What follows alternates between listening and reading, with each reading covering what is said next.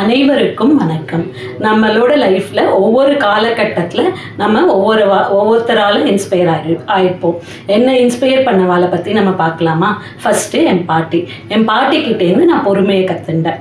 At the same time யாரான எதான திட்டினா கூட அவகிட்ட திருப்பி போய் பேசுவாள். நான் கேட்பேன், உன்னால் எப்படி பேச முடியாது?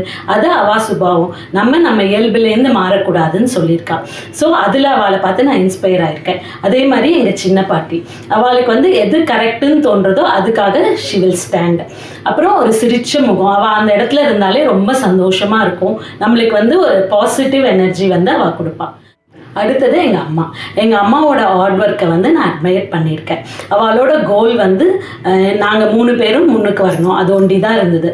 ஸோ அந்த குதிரைக்கு இட்ட கடிவாளம் மாதிரி ஸ்கூல் போயிட்டு எவ்வளோ அவமானங்களையும் கஷ்டங்களையும் தாண்டி எங்களை வளர்த்து நாங்கள் இன்றைக்கி இந்த நிலைமையில் இருக்கோம். ஸோ அவள் ஹார்ட் ஒர்க்கை நான் என்றைக்கும் மறக்கவே மாட்டேன்.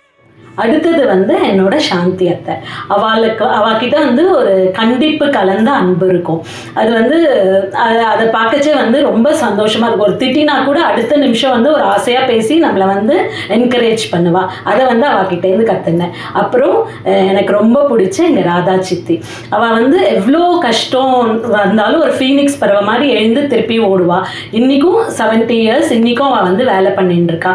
அவளை நான் ரொம்ப அட்மையர் பண்ணியிருக்கேன். அடுத்தது பக்கத்தாத்தில் எங்கள் மன்னி. நான் இன்னைக்கு இப்படி கதை சொல்கிறேன், கதை எழுதுகிறேன் அப்படின்னா அதுக்கு ஒரு ஸ்டெப்பிங் ஸ்டோனே அவள் தான். அவள் பேர் மிஸ்ஸஸ் லக்ஷ்மி ரங்கராஜன். அதுக்கப்புறம் last but not least N husband. நாங்கள் எவ்வளோ கஷ்டத்தில் நம்மளால் இனிமேல் முடியவே முடியாது அப்படின்னு நம்ம உழுந்துருவோம்னு நினைக்கச்சே அவர் அவரோட வில் பவரும் ஒரு நம்பிக்கையான ஒரு பேச்சும் என்னை நிறைய பூஸ்ட் பண்ணி நாங்கள் இந்த நிலைமையில் இருக்கோம். ஸோ நீங்களும் உங்களை இன்ஸ்பயர் பண்ணவால உங்கள் லவ்வையோ தேங்க்ஸையோ சொல்லணும்னா கண்டிப்பாக இந்த இயர் எண்டில் அட்லீஸ்ட் இந்த 25 எண்ட்லையான நீங்கள்லாம் சொல்லிடணும்னு ஆசைப்பட்றேன். இருக்கிற வாளுக்கு நம்ம சொல்லலாம், இல்லாத வாளுக்கு மானசீகமாக நம்ம லவ்வையும் கிராட்டிடியூடையும் காமிக்கலாம். முக்கியமாக உங்கள் கூடவே இருக்கிற உங்கள் ஸ்பவுஸ்க்கு பிகாஸ் ஆஃப் யூ நான் இன்னைக்கு இந்த நிலைமையில் இருக்கேன்னு சொல்லி ஐ லவ் யூன்னு சொல்லி ஒரு ஹக் பண்ணுறதுல தப்பே இல்லை. என்னோட வியூவர்ஸ் அனைவருக்கும் advance happy new year wishes, lots of love and hugs.